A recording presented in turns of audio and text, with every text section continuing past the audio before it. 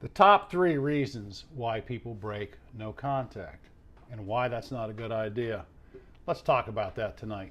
Hey folks, I am Jim Miller, helping you find and keep the love of your life and write a better love story. I am going to ask, if you're new to this channel, hit the subscribe button, please. When you do that, tick the bell icon. That way you're notified whenever I upload new content. Also would like to ask for a thumbs up down below and leave a comment in the section below the video. Check out the details section under the video. A couple of free ebooks that I give away down there. 7 simple ways to get your ex back. Won't answer all your questions, but it'll get you on the path. And my personal email address is down there as well. But let's dive into the content here and talk about this. The top 3 reasons why people break no contact and why it's not a good idea.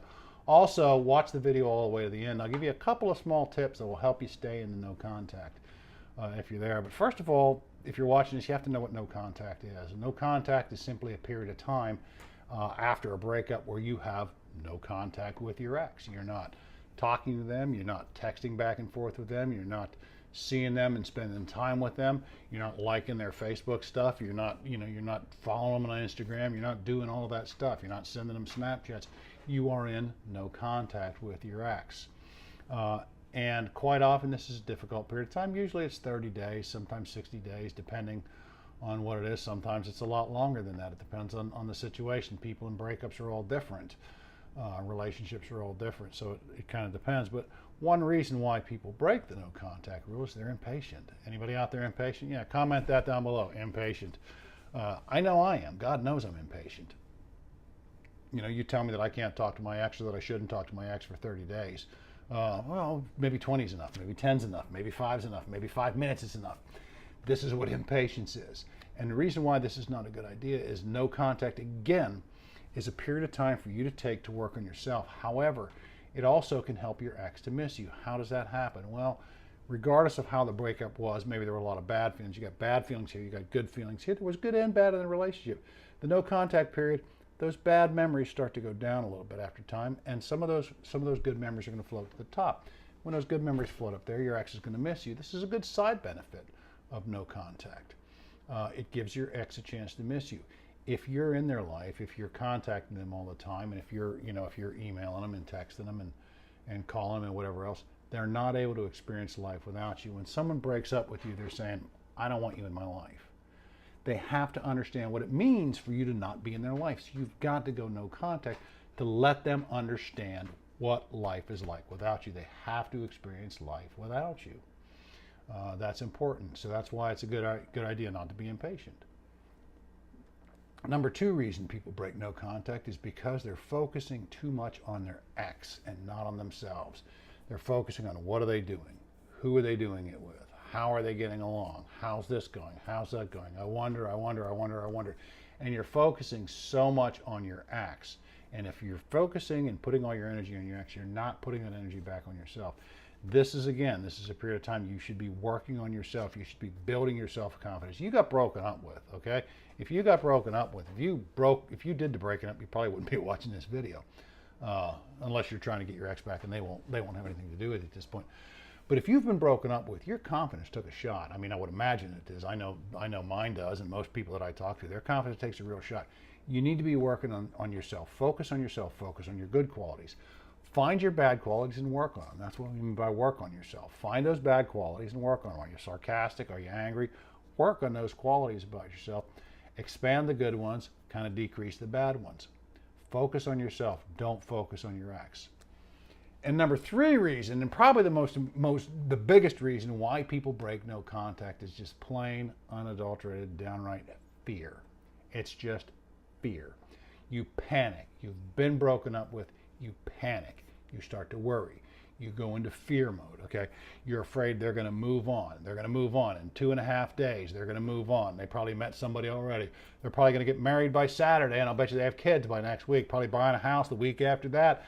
And, my God, that's it. Life is over, okay? You're afraid they're going to move on. You're afraid they're going to forget you. You know what? They haven't forgotten you in a couple of days. You know how I know that? Because you haven't forgotten them. You can't be with someone and forget them just like that overnight. There's no switch you can turn on. I guess some people can, but most people can't just turn off that switch. Now, those may be bad memories that they have, and again, this is a chance to let some of the bad memories and some of the good ones float up to the top. They're going to start remembering some of those good times. They're going to see reminders of you out there. They're going to see a car like you used to drive, or they're going to see a TV show that you guys used to joke about or something.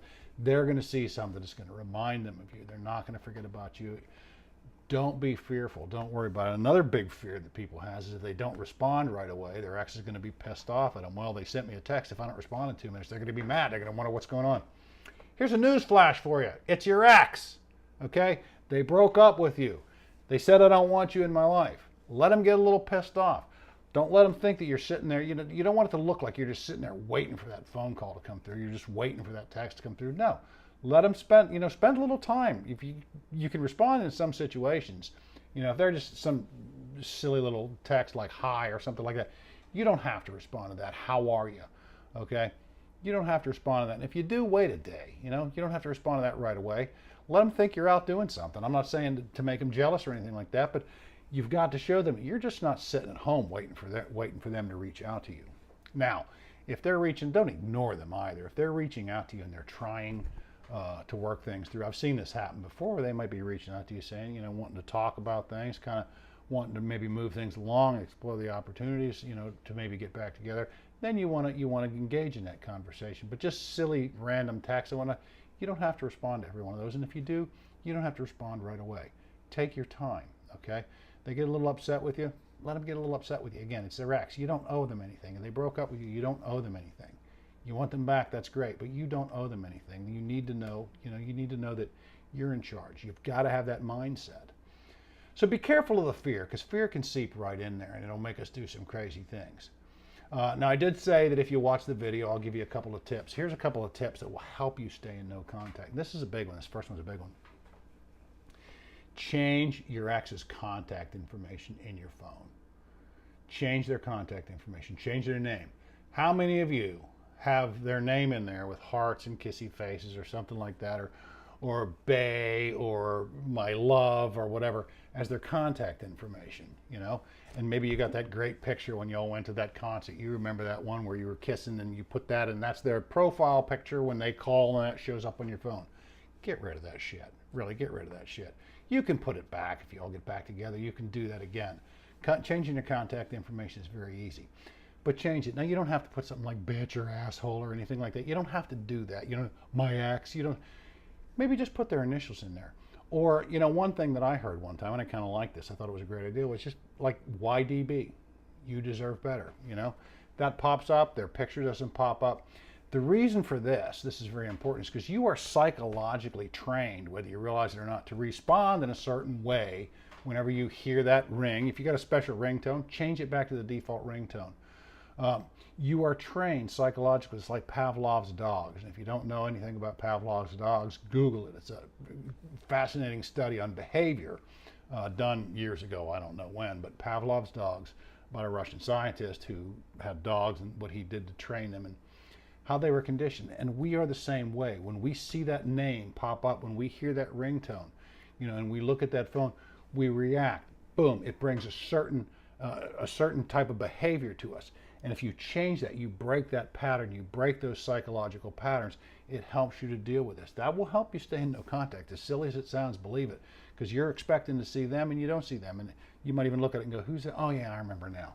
Okay, change your contact information. Very important to do that. And like I said, you can always change it back. And another thing is, commit to yourself that if they do reach out to you, now short of them reaching out to you, hey, I love you and I want to get back together.